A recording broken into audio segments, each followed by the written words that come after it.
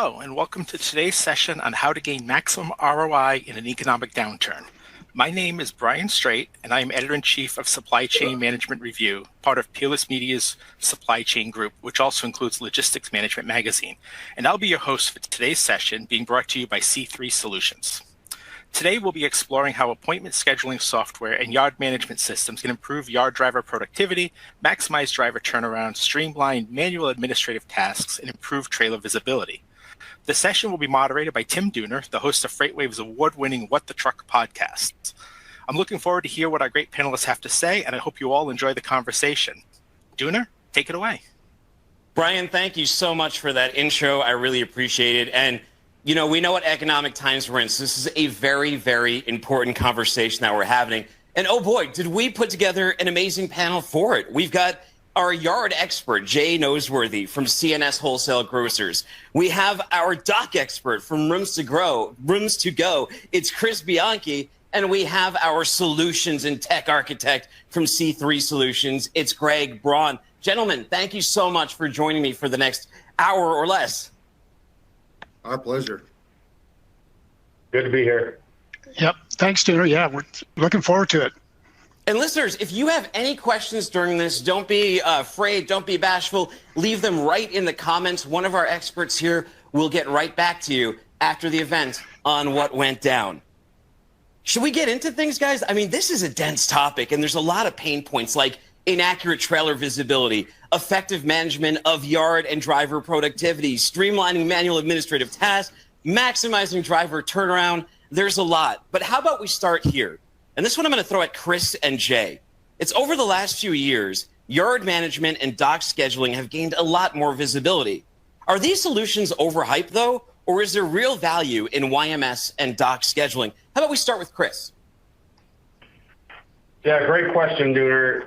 You know, from our perspective, definitely there's value there. I think the pandemic kind of heightened the awareness of the entire world on the importance of supply chain. And for us, we're really focused on increased visibility. And then also with improved communications, we have over 700 internal and external users communicating through the C3 reservation system. And all parties associated with each shipment can see all the information in real time on one shipment. So it's phenomenal. Wow, Jay, are you seeing similar results over in the yard? Yeah, good morning, everyone. Dooner, I would even go as far to say is it's not hyped at all. It's the other way. It's underestimated. But generally, people don't know what they don't know, right? And I think about standing in a room with the lights completely off. It's in pitch black. You're walking around, you're bumping into things. You hear there's other people in the room, you're bumping into them. All of a sudden the light comes on. Now you can move effortlessly and you can partner and you can move the furniture around. That's what having a YMS does, right? It's coming out of that darkness into the light and gaining visibility in real time to all of the parts that are moving around a yard and dock doors, right? And being able to gain control of all of those functions past the implementation phase, of course, gaining almost immediate improvements to productivity.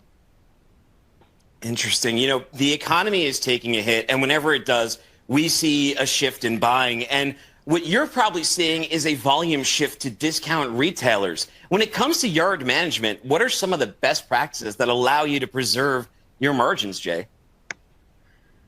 Yeah, you know, I take the approach of people, process, technology, right? Anytime you want to reduce waste or improve productivity, your people are your number one asset. Your process needs to be formed around your best business practices. And then you need a technology that's going to help you drive most of that process in the very tedious way that it needs to be done, that humans were doing before, that today the system can keep that in a very regular time.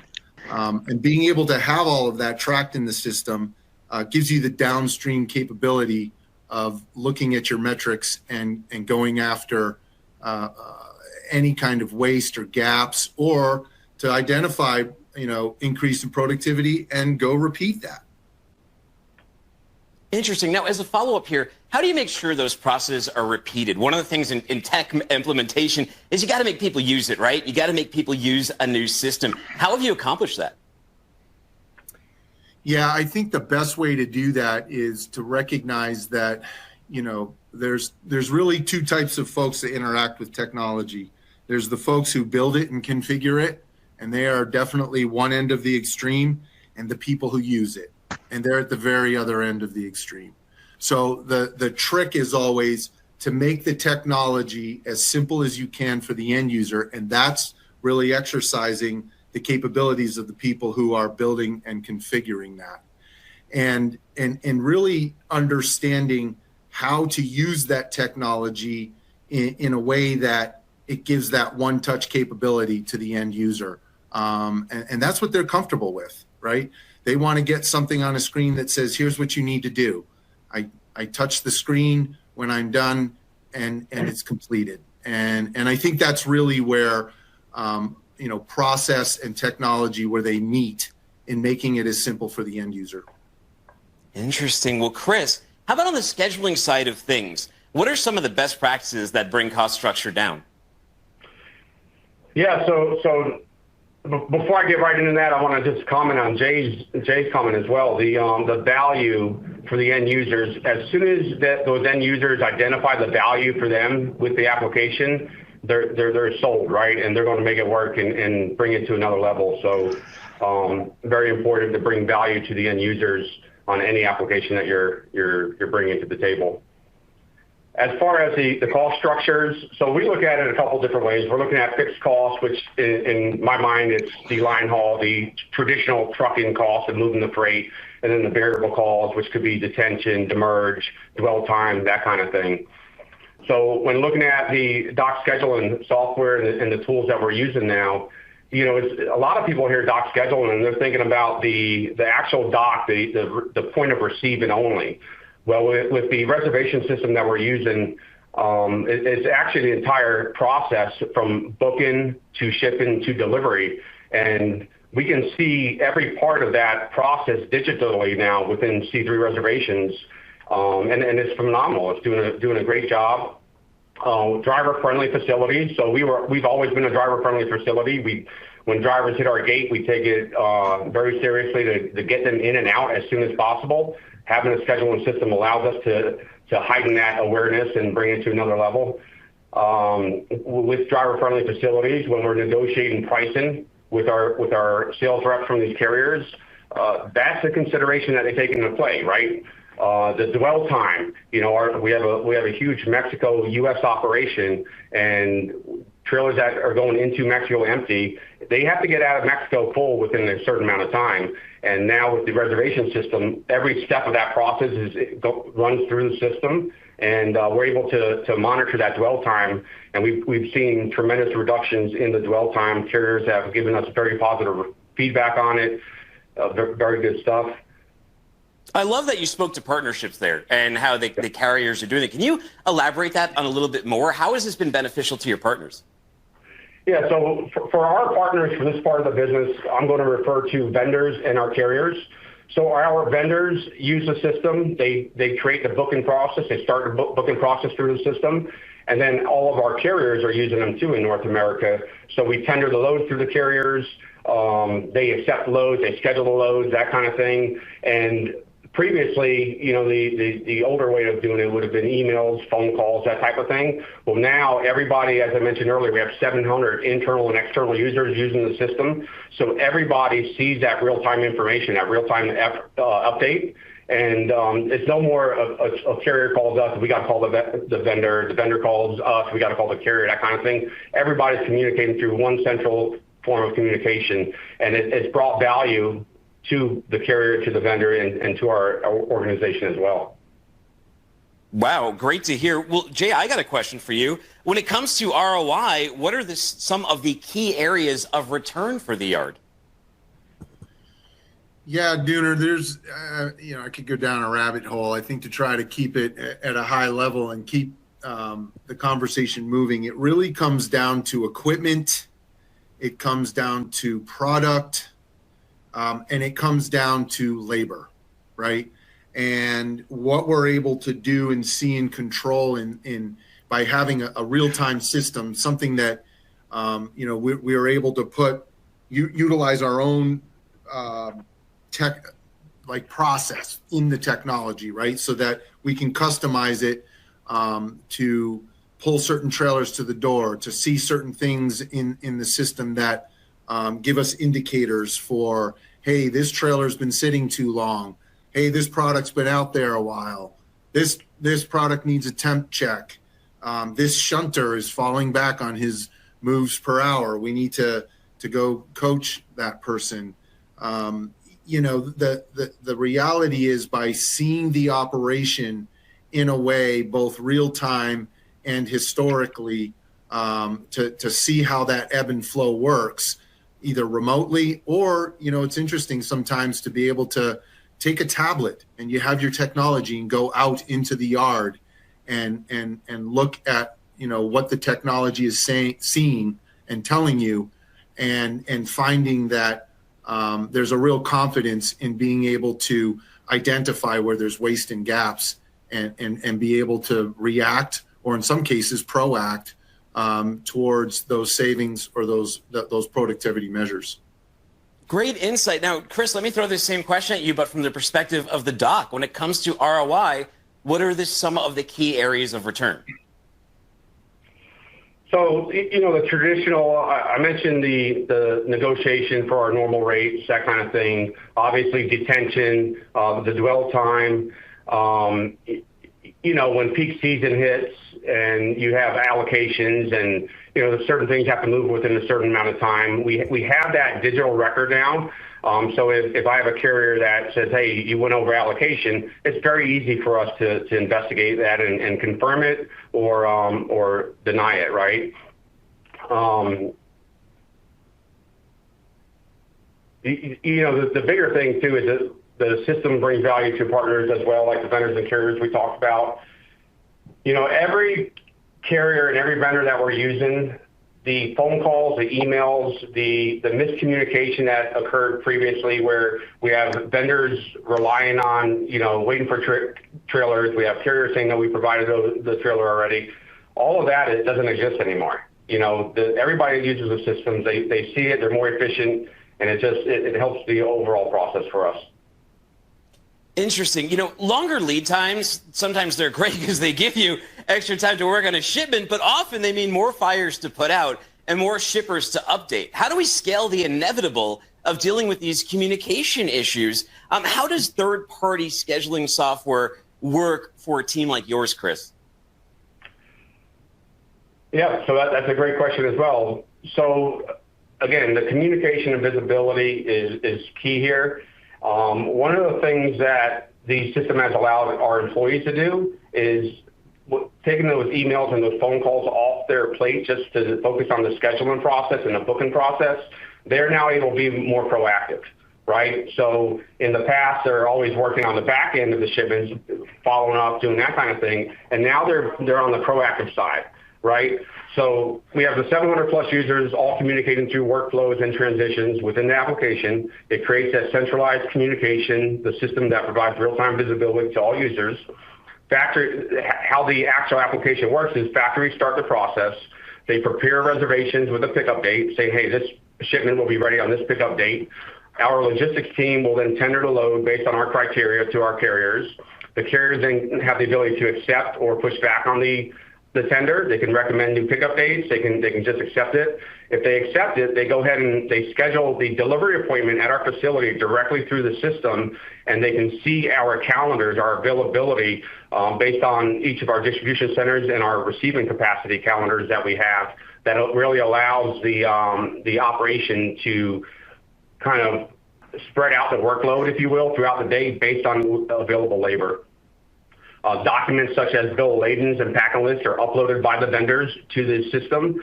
That way, previously they were emailed to us or to our carriers. Now they're just uploaded for us to view and to print if we want to print them. And then also during the gate check-in and the gate checkout, we're able to do inspections through the system. We're able to take pictures directly to the application. tie those pictures to that reservation. And then we also have the ability in the system to auto-communicate, auto-send emails when there's issues like, if we're inspecting a drop trailer, for example, and there's an issue reported, an email is sent directly to the carrier to make them aware of that issue. There's not a human that has to take a picture, download it to a computer, format an email, and then send it. It's automatically sent. So that's really at a high level how the system works. Obviously, when there's exceptions like reschedules or delays, those are easily handled by the carrier or the vendor, depending on where the delay is. And they just communicate through the system in real time. Everybody's updated in real time, and it works very well.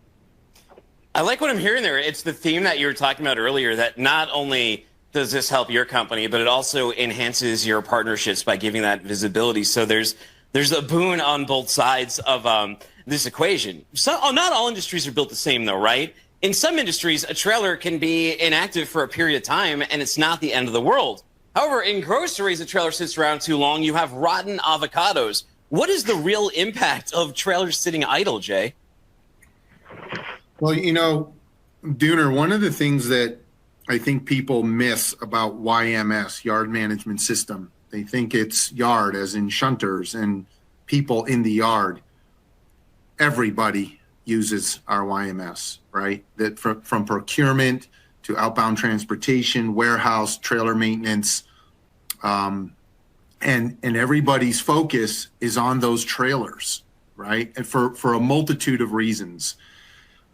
First and foremost, trailers are expensive, right? Nobody goes out and buys a trailer so it can sit in their driveway and show their friends they've got a cool looking trailer. Trailers are made to move. They're made to haul freight, or they're made to store, in some cases, freight.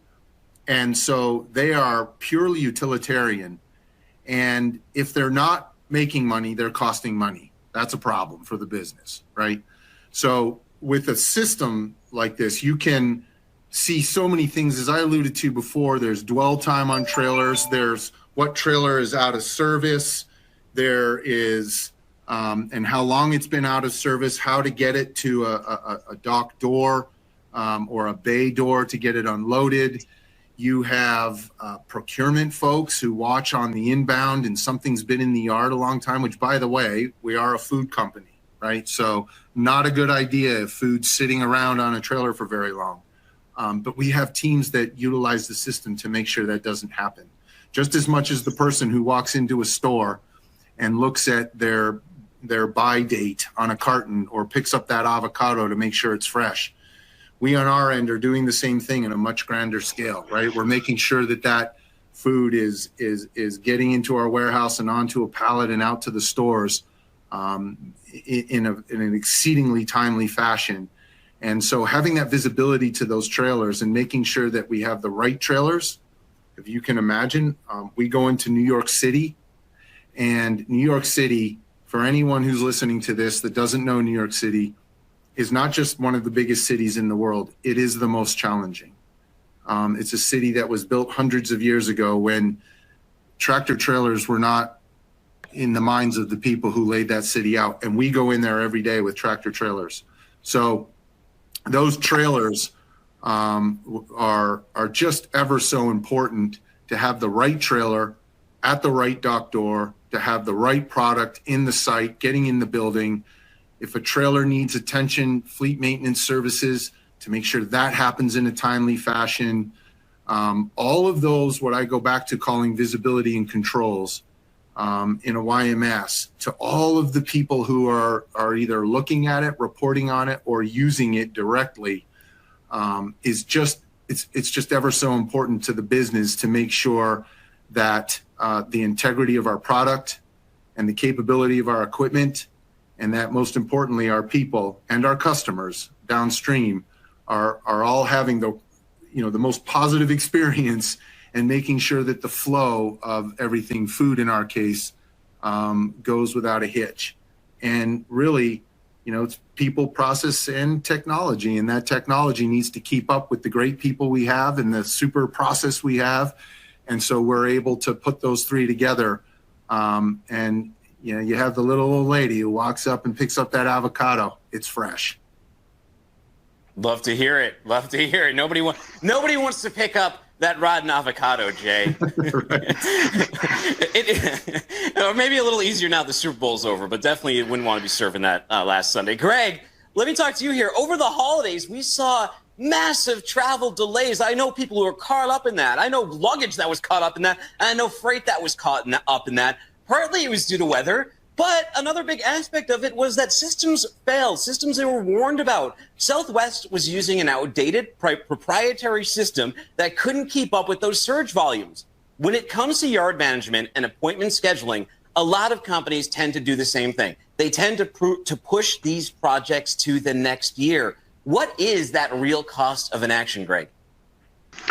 Well, hey, Dooner, it's, well, first of all, let me just say this has been incredible here. Listening to these guys, it's really been informative to hear, the stories from Chris and Jay, and, they're both incredible operators. But yeah, I mean, I tell you, the cost is massive, and it's really quite astounding. I mean, we've been doing this at C3 for over 20 years. We've been providing, yard and docks solutions.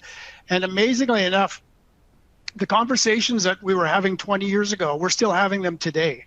They're the exact same conversation. And what that is like when we're talking to people, usually we're not talking to people who have existing systems and they're saying, hey, we just need to upgrade. We want a better mousetrap. It's like, no, they don't have systems.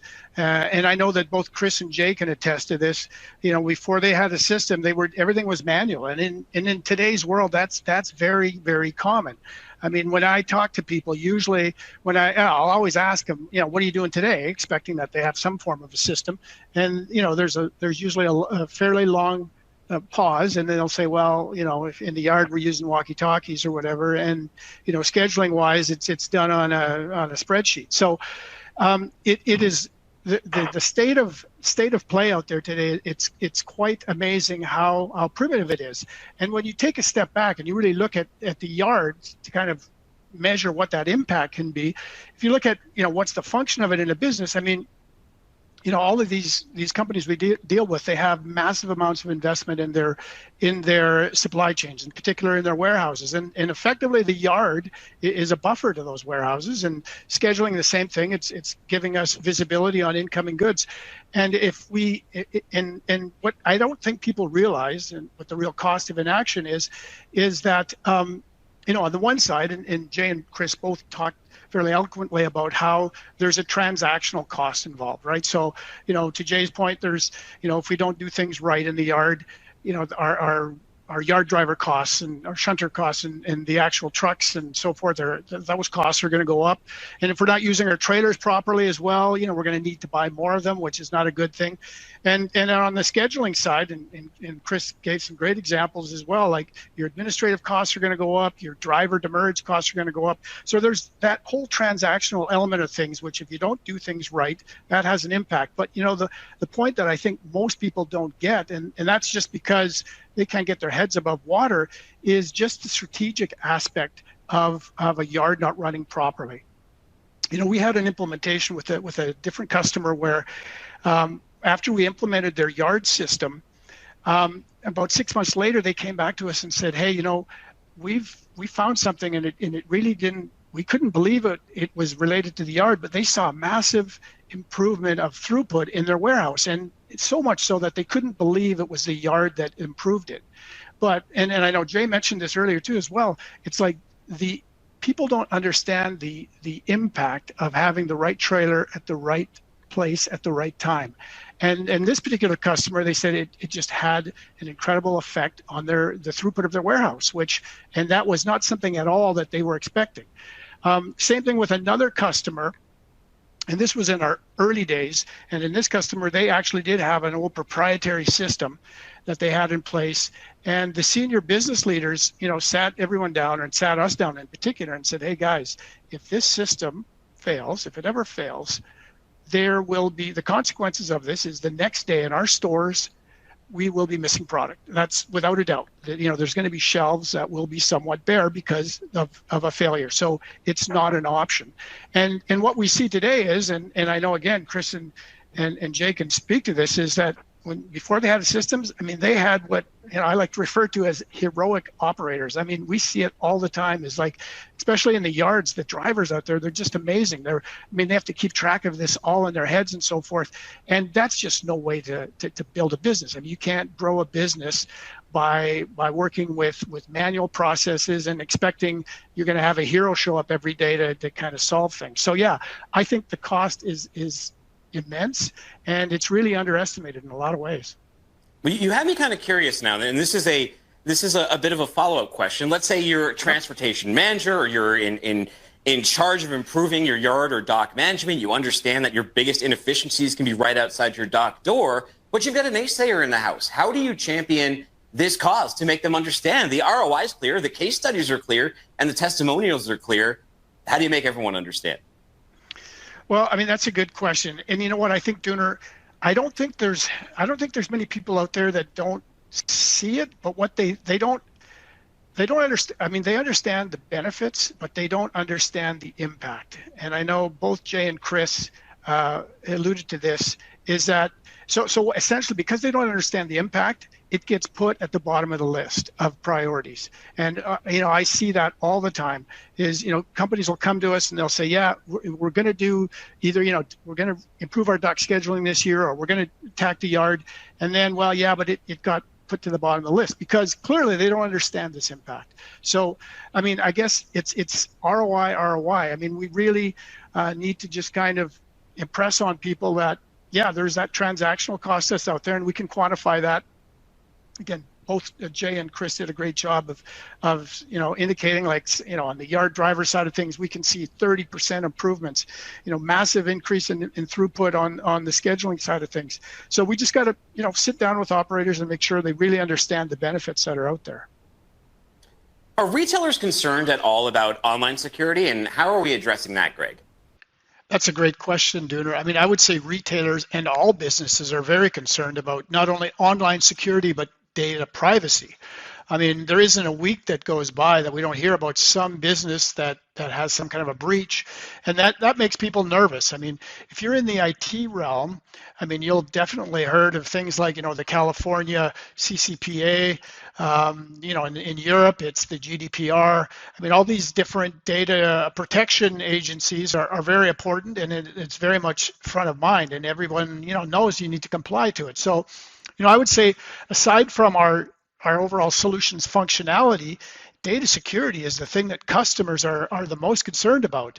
And, at C3, we take this very seriously. I mean, security is not something that's just an afterthought. I mean, it's an integral part of how we build our products and how we regard our customers' data. So, I mean, for example, if you go to our website right now, you won't notice any of our customer names. And it does pain me a little bit because we are very proud of our customers, and we've got some incredible incredibly well-known companies that we deal with, but we respect their privacy even more. So we're not going to put their names out there and talk about them without their express permission. So some of the more obvious things that we'll do is we're constantly investing in technology like our firewall and intrusion detection techniques, as well as we're constantly providing training and security awareness to our employees, and that includes things like regular tests, and we'll send out kind of phishing tests to employees. So nobody wants to be that one person that clicked on the link, which you shouldn't have. But I mean, clearly it's not so much to reprimand people, but to provide additional training, like, hey, those are the kind of things you never do, and so forth. So yeah, it's really important. I mean, so much so that, at C3, we have a special security team consisting of, key personnel throughout the business that meet on a regular basis to review all of our security concerns. I mean, we hire outside firms to perform regular security audits and penetration tests. So, and we're very proud to announce that, or to kind of put it out there that, C3, we're in the final stages of gaining our ISO and SOC 2 certification. So that's a big deal.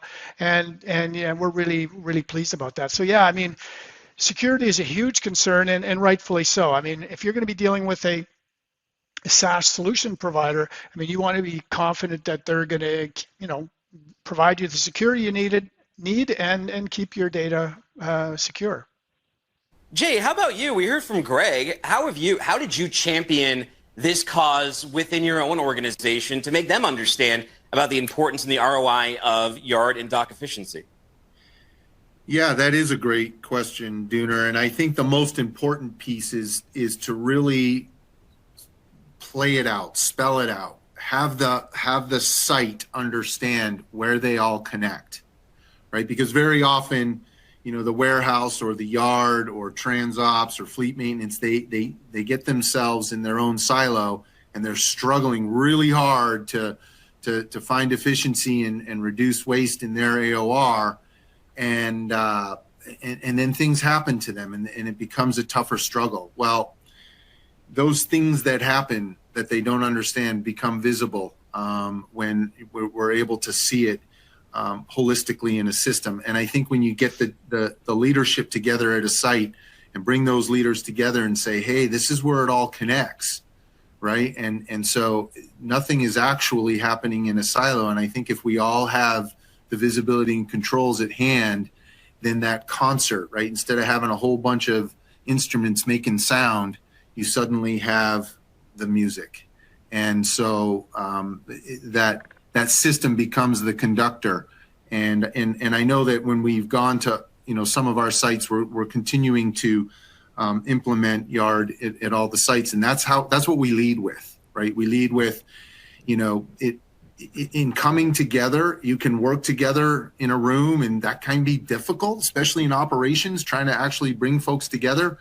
But to have that initial conversation and then have them understand that's what the system will do. It will just systemically bring you together every day. They're bought in. And then once you get it in there and they just start making a phone call or they can see where they need help, and they send the report from what they're seeing on the site. All of that really can bring an operations together. And that's usually the sell I go with when we start talking about why we would need it. Interesting. Chris, do you have a similar symphony of supply chain story of bringing the concert together? How did it work over where you are? Yeah, definitely. Honestly, I think it first starts with the culture within the organization, right? So part of our job here as leaders is to make our employees' job easier, right? So that's kind of really what set us down this path. I mean, we've been live with reservations for about 2.5 years now. We started looking and investigating reservations about 5 years ago, really committed to solving the problem, right, for our employees, for our organization, doing due diligence, talking to all the companies out there. It kind of led us, hey, reservations, yard management go hand in hand. Let's look at those together, and kind of brought us to C3. But it really starts with the culture in the organization, the commitment to our employees to make their jobs easier, to make it more efficient, to bring value to them, right? Like I said earlier, the employees that were answering phone calls and doing data entry to schedule appointments in our local WMS, they're now being proactive. They have a bigger stake in the game now. They're helping us with our costs. They're helping us bring more value to the organization. So having the leadership, the executive leadership within our organization, to be empowered to go and improve our company and improve the processes for our employees is really where it starts at. I think it's a no-brainer for organizations to see, hey, we have opportunity to improve reservations. We have our opportunity to improve visibility, communication, but how do we do it? It takes a commitment from starting at the top, right? And then having the right people in place to identify the very specific tasks that are happening now manually, and then digitizing those with a company like C3. So it is I don't want to say it's an easy process. It's a hard process. So you have to be dedicated to it. But if it's done right, once it's designed and built and implemented, I mean, you're off to the races. It's a whole new world that opens up to you. So for any companies out there that are serious about reservations or even yard management, they need to internally get the right team together, make a commitment to go into the next level and then get there. It's as simple as that. From your lips to God's ears. I mean, guys, this has been a very, very insightful conversation. It's been a dense one, but it's also been an efficient one. Listeners, I hope you learned something from this. We are out of time, and unfortunately, we haven't had a chance to get to your questions, but please leave them here, and one of our experts will be happy to answer them for you. I'd like to thank Greg, Chris, and Jay for their insight during this exciting panel. For them, I've been Dooner, and I'll throw it back over to Brian Straight. Thank you, Dooner. What an informative discussion. I think sometimes there isn't enough attention paid to dock scheduling and yard management and the real benefits and ROI these technologies provide over manual systems. I hope you all enjoyed the discussion as much as I did today. On behalf of Peerless Media Supply Chain Group and today's sponsor, C3 Solutions, I would like to thank our panelists, Chris, Greg, and Jay, and of course our moderator, Dooner, for today's presentation. And a big thank you to everyone that took the time to listen today. It was a pleasure to have you with us. This concludes today's presentation.